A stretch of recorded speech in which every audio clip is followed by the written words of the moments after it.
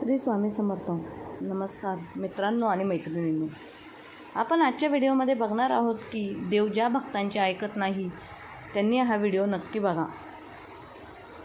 काही वेळा भक्त आणि साधकांमध्ये एक अशी वेळ येते जी वेळ त्यांना पूर्णपणे तोडून ठेवते आणि अशा वेळी त्यांचा जो विश्वास आहे तो पूर्णपणे डगमगून जातो. काही भक्त असे असतात जे आपल्या इष्टदेवतेचे नाव घेणे सोडून देतात. तसेच काही भक्तगण असे असतात जे की अगदी नास्तिक बनून जातात, कारण की ते त्यांच्यावरती उभ्या ठाकलेल्या स्थिती परिस्थितींना सहन करू शकत नसतात आणि नाही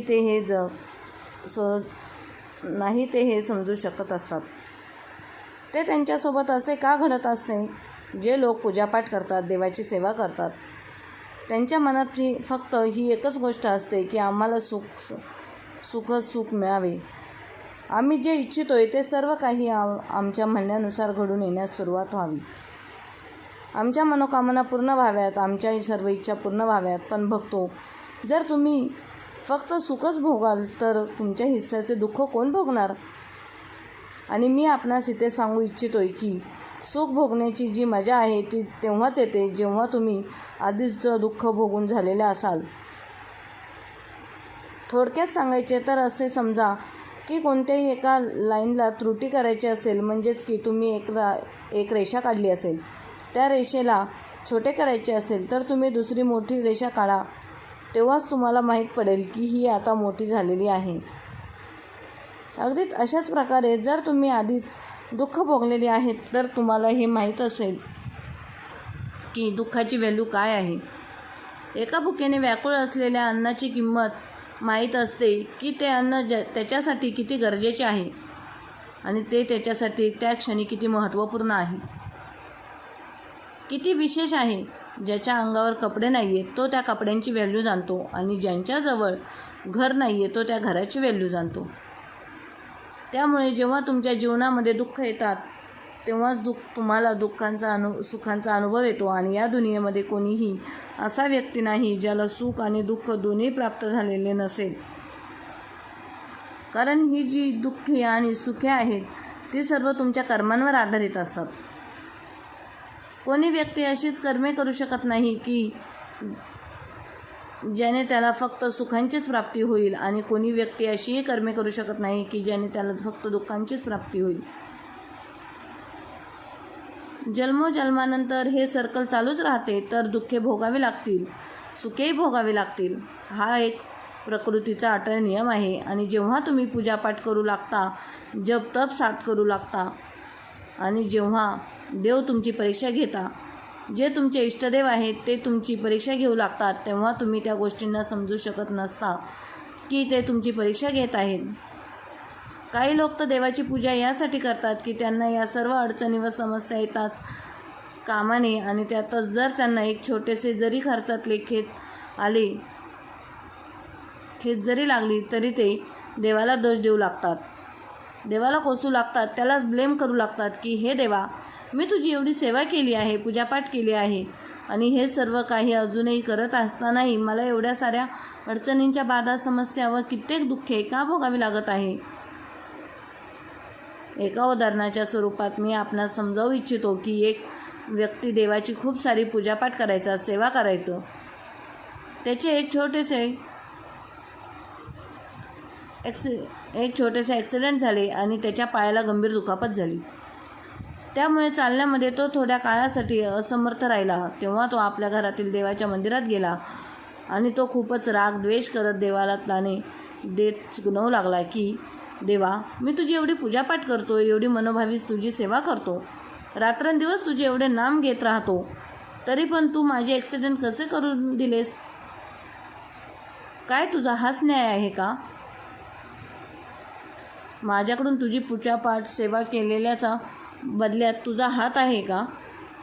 आणि मग पुढे त्याच दिवशी रात्री देव त्याच्या स्वप्नात येतात, त्याला त्या घटनेचे दृश्य दाखवतात की ते जे ॲक्सिडेंट होणारे होते ते एवढे भयानक व भयंकर होते की त्यात त्याचा मृत्यू निश्चित होता. पण कुठे ना कुठेतरी तुझी कर्मे एवढी चांगली होती, तुझी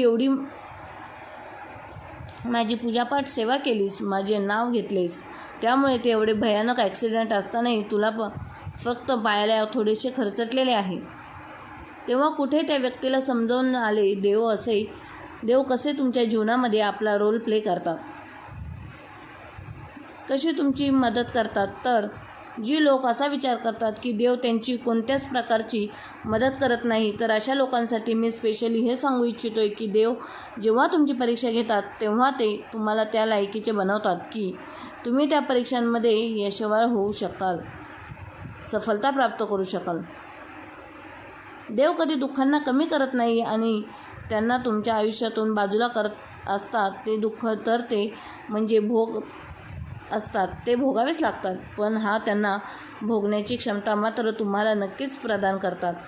आणि जेव्हा अशी क्षमता तुम्हाला प्रदान केली जाते तेव्हा ती दुःखे तुम्हाला दुःखच वाटत नाही, तर ते अगदी अशा प्रकार आहे जसे की तुमच्या डोक्यावर कोणती तरी 5 ते 10 किलो चट पडणारी आहे. तर अशा देव त्या विटेला पडण्यापासून तर वाचवू शकत नाहीत, पण त्या विटेचा भार मात्र नक्कीच कमी करून त्यापासून तुम्हाला होणारी इजा किंचित मात्र अवश्य करतील. त्या विटेचा माराला, त्या भाराला, ओघ वजनाला सहन करण्याची क्षमता मात्र नक्कीच प्रदान करतील. त्यामुळे तुम्हाला अगदी हलकी फुलकी दुखापत होईल. हे तुम्ही असेही समजू शकता की एक व्यक्ती तिखट मिरची चुकून खाऊन गेला आणि त्याला ती एकदम अग्नीप्रमाणे तोंडात झोंबली व त्याने त्वरित गूळ साखर खाल्ली, त्याला लगेचच आराम मिळाला. तर या गूळ साखरेची क्षमता देव तुम्हाला प्रदान करतो. तर येथे झाले काय की गूळ साखरेप्रमाणे त्या मिरचीचा तिखटपणाचा गुण कमी होत नाही, पण त्या तिखटपणाला दहन करण्याची क्षमता ती गूळ साखर तुम्हाला प्रदान करते. त्यामुळे ती तिखट मिरची शांत होऊन जाते की नंतर तुम्हाला हे जाणवतही नाही की तुम्ही मिरची खाल्ली होती. तर बघतो तुमची जी देवता आहे, तुमची इष्टदेवता आहे, ते तुमच्या जीवनामध्ये जो काही आपला रोल प्ले करत असतात, आपली कृपा करत असतात, ते हेच असते की ते तुमच्या जीवनामध्ये एवढी क्षमता प्रदान करतात की तुम्हाला तुमच्या जीवनात सुरू असलेली ती तुम्हाला दुःखही भासत नाहीत, तुम्ही कधी दुःखी होतच नाही. त्यामुळे देवाला कधीही दोष देण्याचे कार्य तुम्ही चुकूनही करू नका. जे काम तुम्ही करत आहात ते तुम्ही तुमच्या बुद्धीने करत आहात, तुमच्या इच्छेनुसार करत आहात, त्यात तुमच्या देवाचा कोणताच दोष नाही. तर आज मी तुम्हाला सांगणार आहे की देव तुमची जी परीक्षा घेतात ती कशी घेतात, ज्यानं की तुम्ही हे जाणून जाल की देव तुमची आता परीक्षा घेत आहे. तर देव जेव्हा तुमची परीक्षा घेत असतात तेव्हा काही वेळा असे होते की जसे की तुम्ही जेवण जेवत आहात आणि त्या क्षणी तुमच्या घराच्या मुख्य दरवाजात कोणी भुकेलेला व्यक्ती येतो किंवा भिक्षा मागणारा साधुसंत येतो किंवा मग कोणी गाय येते, कुत्रा येतो आणि अशा वेळी तुम्ही तुमच्या ताटातील भाजी चपाती त्याला खायला देता, त्यास भरवतात. तर याचा अर्थ हा आहे की देव तुमच्यावर अत्यंत प्रसन्न आहे. काही लोक आपल्या ताटातून नव्हे तर स्वयंपाकघरातील ठेवलेले अन्न देतात, पण तुम्ही स्वतःच्या थाळीतील त्यास देता. तर यास बोलले जाते की तुम्ही तुमच्या तोंडातील घास त्यांना दिला आणि यास आपल्या धर्मशास्त्र सर्वात मोठे दान बोलले जाते. तर हे लक्षण जर तुम्हाला आढळून येते तर देव तुमची परीक्षा देत आहे.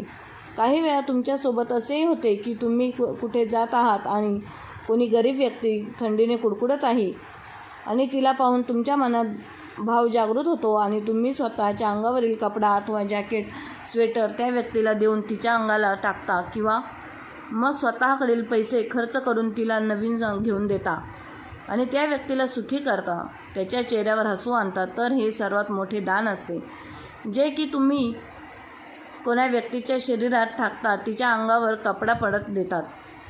बघतो जेवढे पण असहाय्य जीवजंतू, प्राणी व मनुष्य जे की अन्न, वस्त्र, निवारा करण्यात असमर्थ आहेत आणि अशांना तुम्ही जर मदत करता तर हीच देवाची तुमच्यावरील सर्वात मोठी परीक्षा असते.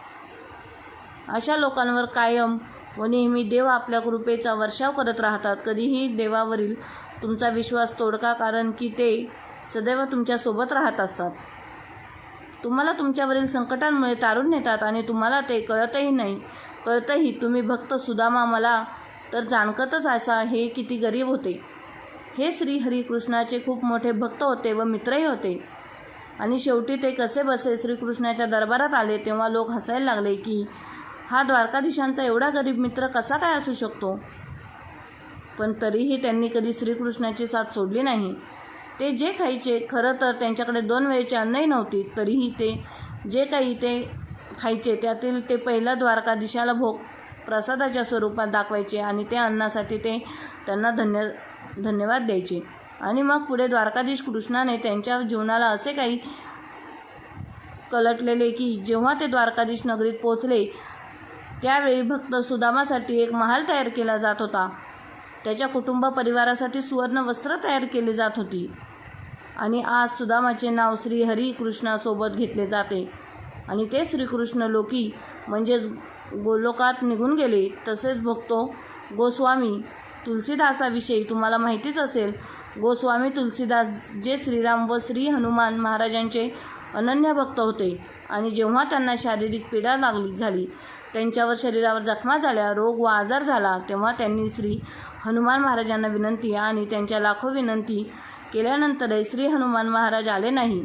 तरीही त्यांनी विश्वास सोडला नाही आणि श्री हनुमान महाराजांच्या कृपेच्या कारणामुळे त्यांनी श्री हनुमान साटिकेची रचना केली. बघतो ही हनुमान साटिका एक असे स्तोत्र आहे, असा एक पाठ आहे ज्याने व्यक्तीच्या शारीरिक रोग व पीडावर विजय प्राप्त केला जाऊ शकतो. श्री हनुमान महाराजांच्या कृपेने तर अशी लोक होती ज्यांनी देवावरील विश्वास कधीच तोडला नाही.